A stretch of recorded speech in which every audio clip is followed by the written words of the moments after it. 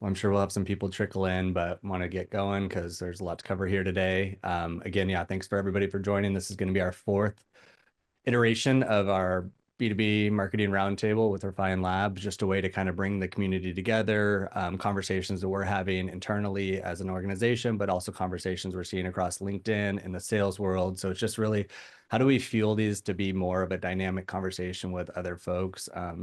Demand Gen Live was a fantastic forum for us to come together, and we're just kind of taking learnings from that, but also building on kind of the modern marketing strategies we're focused on. So with that, this week or this month, we're kind of diving into, a common theme that we see is like things that need to take place before you start activating your paid media strategy. So we're calling it 3 milestones to achieve before you invest in paid media. Ciara and Megan are here to chat through it. Ciara threw in a fourth one at the last minute, so which I'm Love it. excited about. We'll dive into, but really kind of setting the stage for why this is such an important topic for us. People are often thinking and translating demand generation as paid advertising. And really, when we think about it fundamentally, like demand generation is about like an ecosystem with an organization that's coming together and able to actually work along paid, along ops, along revenue function, along the marketing function, leadership. It's not just about paid, but oftentimes we translate it that. And so people will hire a demand gen manager or they'll bring somebody on and they're like, all right, it's time to rock and roll. We're going to invest in paid. This is what's going to drive our pipeline. This is what's going to drive growth. But there's such a fundamental missing component there. It's the foundational piece. And that's what we kind of want to get in today is like, what are some of those key indicators that really you should have accomplished prior to investing in paid media before you really think this is kind of the lever you want to pull? I don't know, Megan, if there's anything you want to kind of add to color on that as well. Yeah, just to build on that, I think, after doing this for 5 years, we're about to hit 300 companies that we've worked with. And when we go back and we reflect on companies where we weren't able to see the typical performance lift in terms of, higher web conversions, more opportunities, more revenue from our programs, this has really been the common trends and themes that have emerged. And so what we thought was really beneficial, people will invest a ton of money in paid, not just the advertising budget, but hiring an agency, investing in the creative. It can be one of the biggest investments that a marketing team makes. And there are some very clear milestones that, if nailed and executed correctly, really ensure that the investment that you're going to make is going to give you the return that you're looking for. And I like to make sure that I'm constantly dispelling the myth, like, paid advertising is not a it's not like a coin operated machine. Like, I put money in and then I get customers out. Like, that's not how it works. And Evan, you kind of alluded to this. It's a broader strategy where there needs to be core foundational pillars in place for it to work. And so this is intended to be a discussion and a conversation to really outline what we've seen in our work and what can really make or break the success of a paid program. Even when I'm talking to, new potential customers, these are things that I'm speaking with them before we even decide if we're the right fit, because I want to make sure that if we're going to work with a company, that they have these foundational elements in place. Um, so I'm excited to get into it. I think we'll kind of tackle each one. Ciara was like, "Nope, there's a fourth one. There's more milestones we need to add." So she has a great addition to our original list that we'll cover as well. Yeah, and with that, let's just kind of like go through the four things that we'll cover, and then let's just kind of get into each one of them. Yeah. The first one that we're going to talk about is really defining your ICP. Sure, everybody says that. What does that mean? So hopefully we can kind of dispel that a little bit and get into the details there about the importance of having a true target market to go after. Kind of jumping into topic two is going to be developing your strategic narrative. We've gone through this through Refine Labs recently, just kind of repositioning ourselves on how we want to think about 2025 and the future of Refine Labs. So definitely some learnings there, but also curious kind of what you guys have all been working through. From a third topic, we want to dive into like the conversion aspect of your website. So understanding the core function of your website is to educate and convert customers. So the importance of that and kind of that pre-paid media strategy. And then Ciara added, which I think is fantastic, marketing ops and sales ops. So we want to be sure to dig in there. But just to kind of set the stage with, topic one, and I think that, from all of our point of view, right, a clear ICP, it's redundant. We understand, sure. Yeah, we need to have that. but it's really about you not wanting to waste resources on these lower fit customers. And again, when we think about investing in paid media and you don't have an ICP in place, you're actually burning money on customers that aren't tangible for you to target, activate, move along the funnel. There's also this notion that like the target market isn't static, right? So it evolves a little bit. So having fluidity in your ICP, understanding that it is a constant exercise for you needing to re-engage and kind of challenge who that target market is based on your product development, your team development, your learnings. So those are kind of just like my point of view going into it, but I'd love Ciara and Megan too, as you think about like the importance of ICP, the target market, and some of the challenges you run into.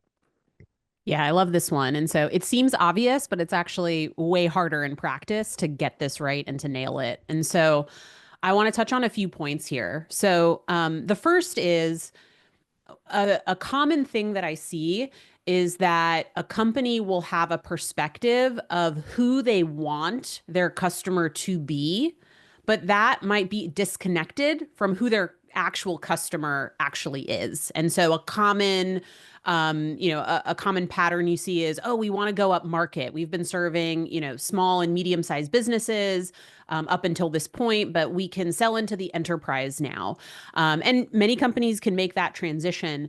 And that's just one example. But it's intended to sort of illustrate this who's actually buying and using your product today versus who is your ideal target that you might want to go after later. So I always think it's really important for people to analyze their current customer list, analyze their closed won and closed lost opportunities, actually get really clear on who your current users are.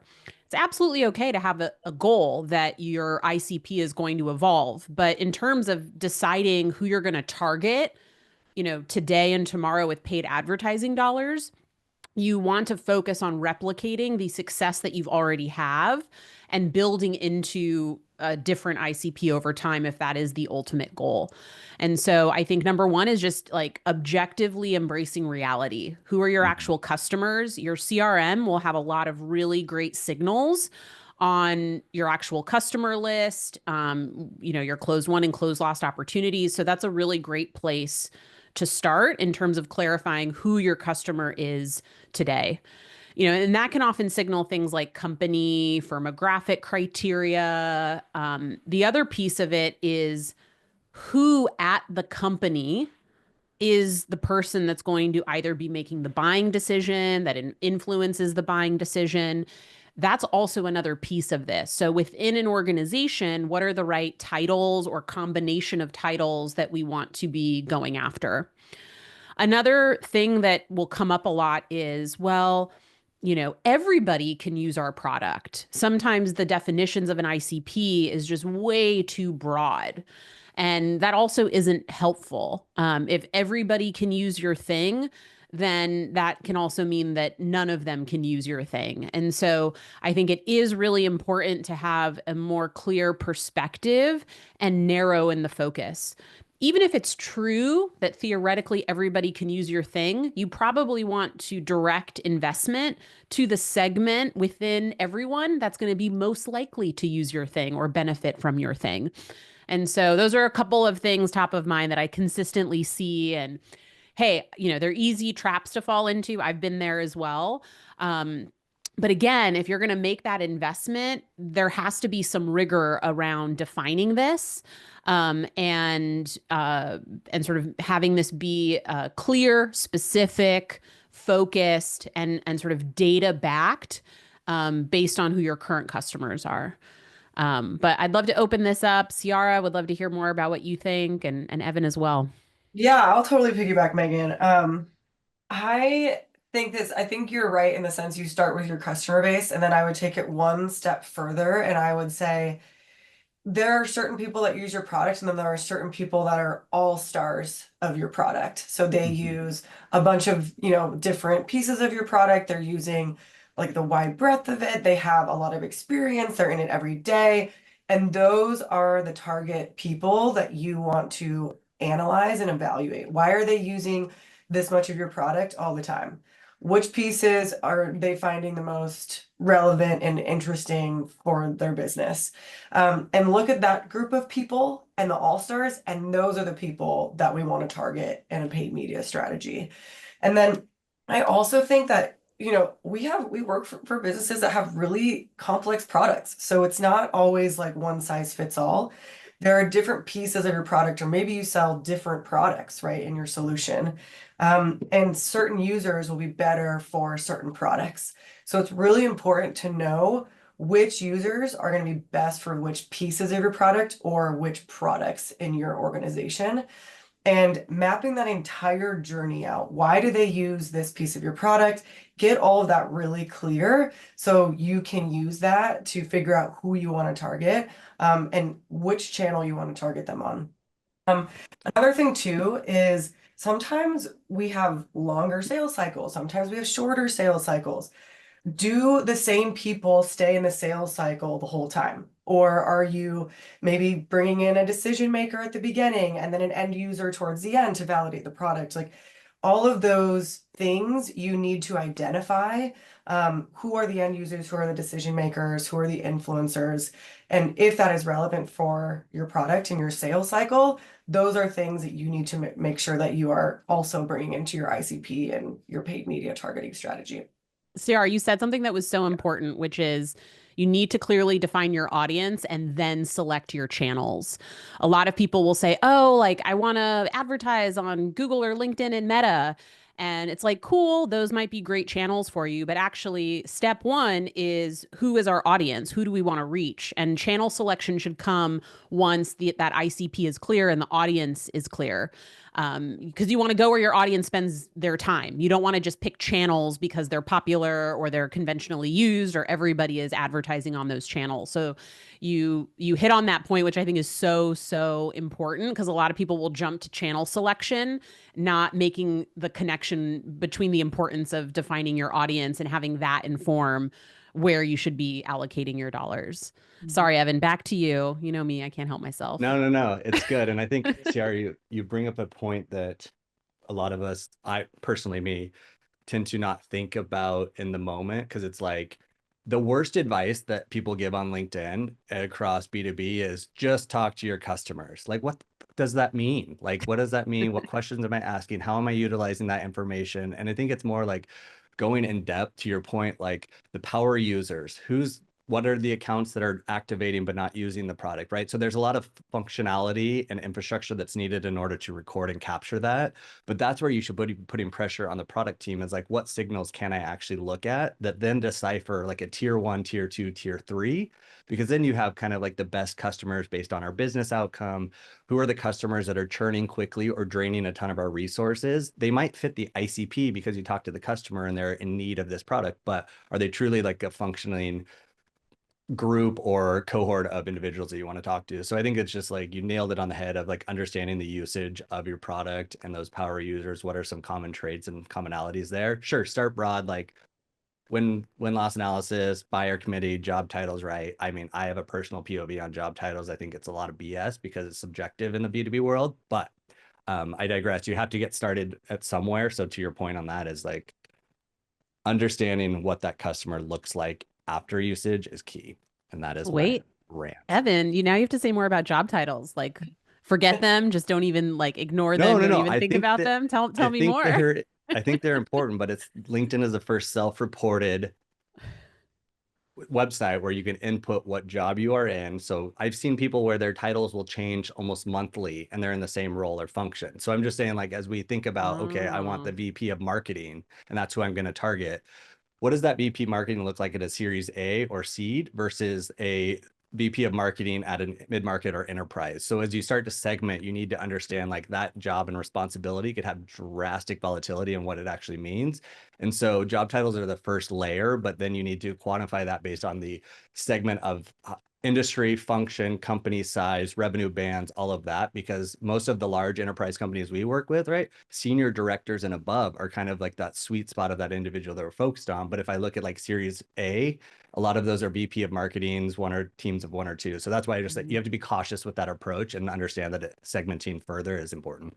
Tyler, do you want to come on a second? What, if you rarely use job title targeting, what are some of the things that you do? I'm really curious. This is a great thread. Typically, if we're not doing some type of ABM approach where we upload a company list, Hmm. it is job function and seniority for the most part. And then we try to exclude from there just because, like everyone was saying, I've seen people changing jobs constantly, but it's still the same type of function or role. And you end up missing out on those people from a targeting perspective in ads if you don't open it up a little bit more wide using the function and seniority piece. Yeah, makes a lot of sense. And it just continues to underscore the point that this process, you know, at face value might seem really simple. Oh, let me just define my ICP, let me write a few sentences down, but it's nuanced and it's complex and you have to be thinking about all of these things. Once you define it, then you also have to be really smart about how you leverage those core definitions in terms of targeting depending on the channel that you have as well, because it'll vary channel to channel. So, um I think, yeah, like what I love about the conversation today is people will look at it and say, like, well, yeah, all that stuff is obvious. But oftentimes people are not doing the obvious things well or correctly. And that is what's actually getting in the way of their success. And I think reminding people of the importance of this and how to think about it as we get into the weeds is important. So great ad. Thank you so much, Tyler, for sharing your experience. Appreciate Yeah. that. Also, I have a hard time believing Tyler's calendar is right because it feels like it's January like 52nd to me. It's been the longest freaking month of my life, but I digress. Um, so we kind of, anything else, Ciara, Megan, on the ICP front? I mean, we could probably go all day on that alone, but I think that was good. I think we could put a pin in that and hit the next one, and we can come back if we have some more questions at the end. Ciara had a great comment in the chat, which is a good ad. awesome. The next one that we kind of brought up is really thinking about your strategic narrative. And my point of view here is like your product isn't your story, right? It's about like how the customers are transforming using your product or how they are enabling themselves and growing. But too often we define our strategic narrative around our product. And I think that's one area that I see a lot of misses on kind of that component, but I will continue to ramble. So I'll pass that over to you too.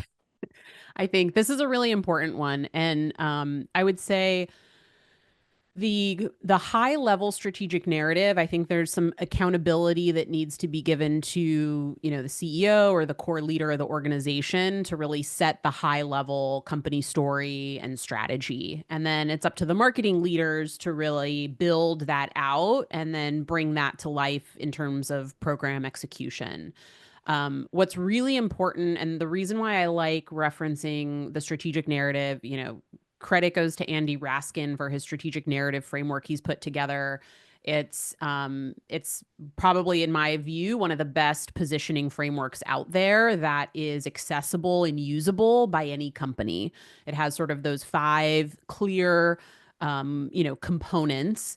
And what's really interesting is 3 out of the 5 components actually have nothing to do with your company or your product.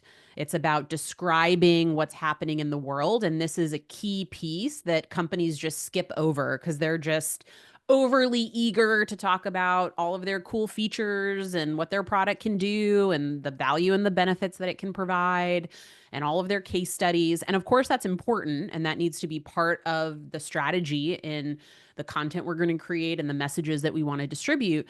But the first 3 components of the strategic narrative are critical for you to build credibility and trust, and get your target customer to even want to listen to you about everything else. This is how you set the right context and demonstrate to your customer that you understand the challenges that they're dealing with and you have a solution that they should consider.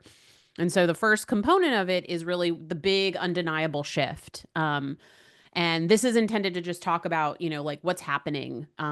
Classic Refined Labs strategic narrative has been B2B buying and selling has changed dramatically, from 2010 to 2015 to 2020. What's really interesting is that's still true today, but now it's going to be changing for a different reason with the advent of, the AI era and how that's going to dramatically shift how buying and selling happens. But that becomes like an example of the undeniable change or the undeniable shift, depending on your company and, the the space you play in, that's going to be different. But being able to describe that and describe it in a way that resonates with your customer is so important. The next piece is talking about winners and losers. So this big change is happening in the world. There are going to be people that successfully navigate the change, and then there's going to be people that do not. And so you want to position what that looks like. Winners are going to do X, Y, and Z. Losers will, sort of suffer, all of these bad things, painting the picture that we want to be the winner, right? And the intent there is to start to set the stage and the foundation for these are the changes you need to make. These are the actions you need to take. These are the things you need to focus on. The third component of the strategic narrative is about describing the promised land. So this is like future utopia, ideal end state. And so when we think about that, how are we describing basically what happens when they make the choice to make a change and become a winner during the changes that are happening, and what are the benefits that they are going to be enjoying because they have done the work and made that change. Those three sort of initial components of the strategic narrative, again, have nothing to do with your product or your service, but getting really clear on what those are in terms of what your company offers in the market that it serves is critical. And then the fourth and fifth is intended to now connect how your product can deliver on the promised land, can make them a winner, can help them navigate the undeniable change, and then have evidence to back that up. And so that's like a very quick rundown of the Andy Raskin strategic narrative framework. But most companies I've seen will have a basic positioning or messaging document that intends to sort of jump straight into describing, product features, and it's just not enough. When you want to think about how you want to define your messaging strategy, you need to have a clear and differentiated position, and you need to have clarity on the key messages that you're communicating. And typically, that kind of basic positioning and messaging document is not enough to fuel the content strategy for a paid program. So that's why we're a big believer in this. We'll go through this. I go through the strategic narrative exercise with most of our clients, actually, if we find that it's an area of opportunity for them to really elevate their overall messaging. And it just makes your paid programs that more effective because you're now communicating a real message to the right person in a way that's going to have them actually take action and build an affinity towards your brand. So I'll pause there for now. It's a lot of talking. So good, Megan. Megan is the queen of the strategic narrative. It's pretty fun to watch her with our clients. It's awesome. I really never even thought about, like, before working with Megan, I never thought about looking outside into like what's happening in the world to develop part of your strategic narrative. And that's something that I think is imperative now seeing it. And I would say the thing that I anchor myself on the most when I think about what we're going to talk about to these people that we just decided on, this group of target market that we decided on, I think mostly about, we do a lot of companies do a really good job of talking about their product, kind of like Evan was saying, and we can do this and we can do that, and look how amazing this is. But the thing that's going to get people to look at what you're selling is what problem you're solving for them. And that's kind of like just a basic core of how I like to make sure that we're messaging strategically. What problems are you solving? How are you messaging that in an easy way? And, are people able to understand, and are people actually resonating with that problem? And are they problems that you're not identifying yourself as a marketer? Are they problems that you're identifying from your customer base? People that are using your products, and the answers aren't in the building, right? The answers are outside in the world with your customers. What problems are you solving? And even just like looking at your competitors too. Are you solving the same problems as your competitors? If so, how are you solving them better? Are you solving different problems than your competitors? If so, make sure you highlight those as well. So yeah, great tips. You got anything left on this one, Evan? No, I mean, feel like we could always add a little bit, but I don't know if anybody here too has any sort of point of views or like any learnings. I know Tyler, you said you had worked with the Andy's kind of workshop and improving the sales deck. Are you finding that those are shrinking as you like evolve them? Like you're taking out a lot of the noise and kind of tightening the messaging, or yeah, okay. Yeah, we're That on the seems to be same the common. wavelength with you, Tyler. You're thinking about all these same things. That's another really great point. I think when you go through the strategic narrative exercise, ultimately you should be looking to effectively develop like an artifact, like a documented narrative of what you're trying to communicate. And it's not just the input for messaging for your paid programs. You should then take that artifact and look at your website, and you should audit and adjust your website so that it's reflecting the same message and narrative that you're trying to communicate. Your sales pitch deck, another asset. It should be shared with the sales team. And we should be making sure when salespeople are actually having sales conversations that they're weaving that messaging into it. Any other enablement materials or materials that will be sent to prospect or customers should be, reinforcing this message as well. So this exercise is not meant to be done only for the paid program. It's meant to represent like a key positioning exercise that everyone should really be undertaking that informs pretty much every facet of your go-to-market strategy. And so, yeah, I mean, there's lots of different frameworks out there and folks that have different, ways to think about positioning and messaging. But I think this is really a proven framework and formula that can be applied to any company. And what's really interesting is when I go through this with our clients, a lot of them will have like a pretty good starting point, but every time I do this exercise, it creates an opportunity to create more clear and differentiated positioning and elevate the overall messaging. And so it's great to think about. I think the other thing is this should evolve and shift over time. We're about go to market over the next 5 years, and probably next 1 or 2 years is about to go through some massive changes again because of the emergence of AI, right? So as the market continues to change and shift, it is a signal that companies should be going back and revisiting their strategic narrative and evolving it as well as the market continues to change. So it's not a one and done exercise. And again, just something, every company should do.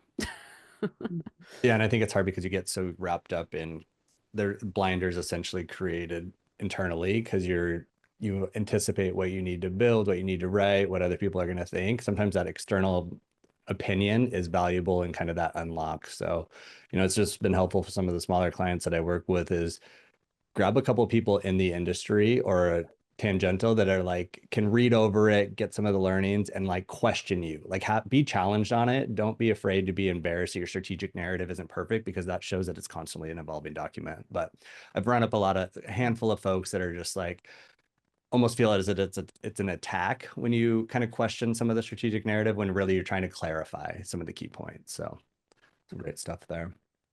So we have the ICP. Great. We know who we're going to eventually start targeting, but I think it's also important to think about our website, right? So the strategic narrative feeds into the website, hopefully. A lot of times it doesn't. And then like the core messaging when you define your ICP about who you're trying to target and why you're trying to target should also feed into your website. And I think this is why this is such a key milestone that you should invest the time and effort in and building and strengthening to know once you turn on that paid advertising motion that there's the opportunity to actually capture and convert more clearly. But this is something that we run up against a lot, right? Individuals are ready to pour gasoline on the fire, and you look at their website and I'm asking, what the hell do you actually do? Yeah, and it's so important that actually when we onboard a new client, we go through what we call our inbound buying analysis, where when you think about it, if I'm going to deploy digital programs, the most likely action that people will take is visit your website. That is the most likely action that will happen as a result of all of your money. So it's like, okay, we're going to put all of this money into these programs. The most likely action that people will take is going to the website, and then the website becomes an afterthought for most people. And so we like to view the website through the lens of the buyer and through the lens of, okay, if I'm visiting this site, what is it that I want to know and learn? And how do you architect the information on your website to make it really easy for the buyer to get the information that they're looking for? And so what you put on your homepage really matters. Every website will have, some key product or solutions pages that further explain what they do. What you put on those pages really matter. Social proof and customer testimonials really matter. They need a presence on your homepage and throughout your website. Your primary conversion form really matters, how it's architected, everything from what's on the page, what you're communicating, what the form experience is like, also what happens after the form is submitted. Um, sometimes we like to do some secret shopping and only to discover that no one is following up on an inbound. It's like, Happens we more did than all you'd this like work. to admit. And so like really auditing that experience is so important. And in fact, almost every time we're able to basically present a scorecard back to our client with, where they're doing great, where we see opportunities for improvement, and ultimately inform like a priority checklist of changes that we would recommend if we want to convert the traffic that's coming to the website. And so at a high level, like that's why this is so important. And maybe I'll kick it over to you, Ciara, and maybe you can get into some of the specifics of some of the things we recommend and look for. Yeah, I was actually doing an inbound buying analysis this morning, and Lucky. I know, and I was doing some secret shopping. So every time when I fill out a form, I'm like, sorry, sales, like this isn't real. But no, I I think you're right. Everything you said, Megan, is totally correct. And I think another thing that maybe is potentially overlooked but really important is not just the content on your website. That's right in front of our face. That's very important. But it's the layout and the journey of your website. So if you look at your nav bar, do you have like 1,000 things that you can click on? Like, or is it really simple and there's only like a few tabs with a few drop downs? Or is there like, a bunch of tabs with a bunch of drop downs? Like, make your nav bar simple. You don't want customers to have to click all over the site to get to what they're looking for. It should be very easy to learn. And if it is complicated, figure out how to make that like uncomplicated. Like there's something that is not landing if it's too complicated, and figure out how to simplify. Like it's not your product that's too complicated, it's the way that you're talking about it. So figure out how to simplify the message, and then that will kind of land within the structure of your website. Another thing too that we really look at is it easy for someone that's ready to buy? So if I'm a buyer, I go on your site, like, can I fill out a demo or a contact us form within 1 or 2 clicks? I like one click. Like if I'm going to your homepage, can I click on get a demo? Can I get right to the form and fill it out? If not, if it's hard, make that easier. You shouldn't have to click all over just to get in touch with sales if you're ready, because that will frustrate the buyer and it will lead to drop off in the process of filling out a form. So that is like ease of entry is huge for your website. And then of course, just keeping things like the message very clear. Like if I look on your homepage, on your hero page, can I understand what you do in a sentence? Like, can you tell me what you do in one sentence? Or is it confusing what you do? I look at, clients' websites all the time, and sometimes it's confusing. I'm like, I don't understand what you do and who would be the right person to use your product. And so making sure you're very clear and as little words as possible is going to be like the most beneficial for you and allow folks to learn in a productive way when they get to your site. Yeah, Brian, you dropped a comment in the chat that is so spot on. I don't know if you want to come on and elaborate on that a little bit more, but it's huge. And I think so helpful when you're also doing sales conversations or customer conversations and testing out new messaging or narratives and kind of hearing the response and how people are coming back to you and being able to integrate that is really key. Thanks for giving me the opportunity, Megan. Such a pleasure. Good to be with you. So while I was trying to figure out my microphone there, I'm not sure if I heard your question. I was more so just asking if you had some like specific examples to just build on the point that you're making, because I think the point that you're making is so spot on, but so many people don't do it. So I don't know if there are just rhythms or ways that you guys have been able, or in your experience, you've been able to do it. That might be a really helpful takeaway for people that are listening. Yeah, so my experience, background on me, sales, revenue generating, frontline guy, evolved into strategic marketing. I'm a big fan of revenue generation, right? So not siloed. And so how do you bring marketing into sales, sales into marketing? I hate that dysfunctionality that exists. So as a marketer, being in the field with the reps, capturing voice of customer, bringing that back to my marketing team makes me a more effective marketer, right? I heard this in the field. I heard a customer say this, and then I can create more content that then my sales guys find value in. Like, oh, he gets us, right? And we're bringing out content, and we're at the front edge of them, enabling them to what I break it into 3 silos, and this is a bit of a segment, but it's pipeline development, pipeline mobilization, pipeline velocity. And this is all relative to your ICP, your strategic narrative, and creating content to move one from pipeline development, creating awareness and interest, into becoming an executive potential sponsor champion, to then procuring and closing, right? And the sales guys are so focused on channel number 3, and they're kind of relying on marketing to help them with development. And it's a combined effort between pipeline mobilization, as you all know. So as marketers, we really need to be at the forefront of all 3 of those stages. And I mean, that's kind of what I was saying there. So the ICP that you were talking about before, and Ciara, excuse me, I think you said it really well. Like, the buyer versus the user, right, and the executive champion, all different people, and especially in a complex sale, right? So the executive buyer says, I want this for my users, so I'm the hero by acquiring this. So that's a strategic narrative for that person. The procurer, the person buying it, and then the ultimate user. Like, so our job's complicated, right? But this is why being in the front line with the sales guys, understanding what the customers need, so that we can adapt and adjust and execute and be cutting edge and relevant at all times. And enabling, that's just where my brain goes. And this is not easy, right? This is hard, but we do. But I think it's the symbiotic relationship between sales and marketing is really what allows this to happen. Yeah, awesome. Cool. I love that. Thank you for sharing that example. That was Glad it helps. awesome. I bet. And kind of building on, Ciara mentioned, that a lot of websites can be confusing or overwhelming to look at and navigate. And I think that that's one thing where, Brian, to your point too, right?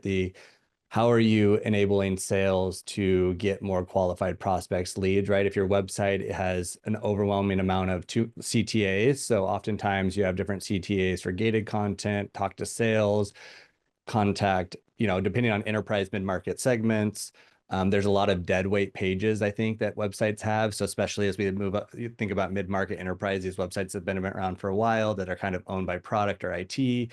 And it was kind of the days where we just keyword stuff websites. So we would rank for SEO over and over again. And a lot of those websites are, I think the opportunity for marketers kind of coming in too is, yeah, it could be overwhelming on how to think about streamlining your website. But if you just look at Google Analytics, what are your top 5 trending traffic pages? Start there and really have an objective lens on like, what are the bounce rates? What is the jargon on the page, right? If you're using like revolutionizing, if you're using like end-to-end seamless solution, what does that mean? Like, ask yourself directly, like, what am I trying to communicate to the market? Because these are our high value pages. If I'm unable to understand that, then they're likely the market will not be able to as well. So I think all of that feedback loop kind of comes across the organization, from marketing to sales to the functionality of the website. It's such an important component. Yeah, absolutely. Man, we're moving right along. I think we have to now give Ciara's 4th milestone some airtime. Yeah, I feel like Brian also teed this up really nicely. Mhm. It's really this. So we talked about milestones around like setting up our ICP, making sure our narrative is correct, obviously touching on the website and making sure all of that is buttoned up. But another piece of this is just the internal structure, like internal foundation of your marketing and sales, and then also the marketing and sales operations. So it's kind of, I know I remember when I was working in some, in-house a few jobs before, and I was like, I was so excited to start this campaign, and then I tested it and I'm like, wait, where are these leads going? And so that is super important when you are running a campaign that's bringing folks to your website, to know where these leads that are coming in from your website are going. Does sales know how to action on them? Do they know the difference between a demo and an event lead? Do they know the difference between outbound sales and a demo? Like these are things that the sales team needs to know how to action on. And it's marketing and marketing's job to make sure that the sales team is educated. And so all of that from just an education standpoint is incredibly important. And then an operational standpoint is your lead routing set up correctly? Do you have lead routing? Are you tracking UTMs on these leads? Or do they know what sources are they going into your CRM or your marketing automation platform? These like questions seem kind of trivial, but so many times I see marketers just be like, yeah, we're starting this campaign and the leads are just going to go in here and then it's like a black box. But as a marketer, you need to know where the lead is going, when it gets to sales, how long they're taking to action on it, and then what happens after that. And so all of those things need to be ironed out, discussed, and very much like planned out before you launch any sort of paid media campaign. Yeah, and a big like zooming out on this, like the big reason why this matters so much is because every marketer is going to be in a position to defend their programs, right? And to communicate ROI. And so we're not claiming that marketing can be measured perfectly. We all know that it cannot. We all know that there are many things that will influence a particular buyer. That said, there are ways to measure a lot of things, and we should be leveraging as much measurement as possible without going overboard and ascribing too much importance to measurement where it sort of backfires on us. But that's important. So again, before you're going to invest a ton in paid, have you invested in the right infrastructure? And have you set up the right measurement? And have you also taken the time to align with leadership about how you will measure success of that program? And it doesn't have to be perfect, and it can vary, organization to organization. But I think that's really key. You want to avoid focusing on only in-platform metrics to validate the success of a particular campaign and find ways to make the connection from your paid programs to actual business results. People filling out your demo form, opportunities being created, opportunities being won. And so that's ultimately why, and then everything that Ciara said on all of the details to look into and what to prioritize. I love it. Yeah, great ad, Ciara. We can officially rename this episode to the 4 milestones. It's so important. But yeah, I think, to kind of sum things up, and we can open it up if anyone has any final questions before we wrap up today. But really, out of all of the stuff that you need to think about before you launch a paid program and invest a lot of budget, we really sort of zeroed in on these 4 milestones as really non-negotiables and crucial. And I think if you're a marketer and you're thinking about investing in paid, going back and validating for yourself and keeping yourself honest, do we have a clear ICP definition? Have we written our strategic narrative? What is our website? What's the shape of our website? Do we have the right measurement infrastructure in place? These are all really key components that you want to prioritize and have in place so that when you do launch your programs, you have the most likelihood of success and actually achieving the goal that you want. I know people like to move fast and, grow, but there's a reason why these things are important, and taking the time to do things the right way is really what we try to advocate for here. And Brett, yeah, you had a good point, right? There's got to be clarity and expectation management across all teams and functions. So as a leader, right, ensuring that your team understands what their goals and priorities are and how those actually connect to the business and broader business objectives is key. So if that feedback loop is not consistent, then oftentimes teams can silo themselves into success metrics that maybe aren't aligned to the broader business. So definitely a good call out there, and something, I don't know if you want to add any color to that too. You're welcome to come on in. Yeah, thank you. Yeah, I've witnessed this across a bunch of different companies, typically between departments that historically conflict, such as sales and engineering, if we're talking about manufacturers and stuff like that. And I'm in a space now that's a vertical SaaS organization where you have a mix of industry folk and a mix of tech folk. And there's a lot of barriers that seem to naturally exist where uh, you know, the this gap just kind of keeps widening between departments depending on how weighted each department is on individuals and their respective backgrounds. So, middle management, I think, gets a lot of crap where people are going, hey, what are they supposed to do? And from what I'm hearing and listening to, a lot of it truly is making sure that, the approach is cohesive rather than disjointed, which is one of the things I keep hearing over and over again. So just wanted to share that in my observations. Yeah, great observation. I've seen a lot of similar things as well. Thank you for sharing, Brett. Kind of stating the obvious, so sorry about that. No, I think it's so interesting. A lot of people, and I think I said this at the top of the call, like, oh, a lot of these, milestones or, things that we're talking about might seem obvious. And in many ways, they can be, but the common theme is people are still not doing these things or prioritizing these things or thinking about these things. So even though it's obvious, people are not giving them the attention and the effort that they deserve, and then wondering why their programs aren't successful or aren't driving the results that they want. And so I think it's really interesting how so much of this comes back to like core marketing fundamentals and doing a few things really well to drive success of a business. And so I'm all for reemphasizing the obvious because it feels like a lot of people need to hear it. Me too. The amount of messages we get that, holy crap, I was thinking that same thing. And I'm just trying to align with people that also have that same challenge. Steph and I get that quite often through these conversations. So just reinforces the need to stick true to what we're, kind of the value that we want to continue to bring. Awesome. Yeah. Well, thank you all for joining. Really appreciate it. We'll lock in the date and we'll send it out in the follow-up after this message for our February and March B2B roundtables. So definitely excited for those. Be sure to join. But yeah, any questions that come up, feel free to reach out to any of us on LinkedIn. More than happy to keep the conversations going.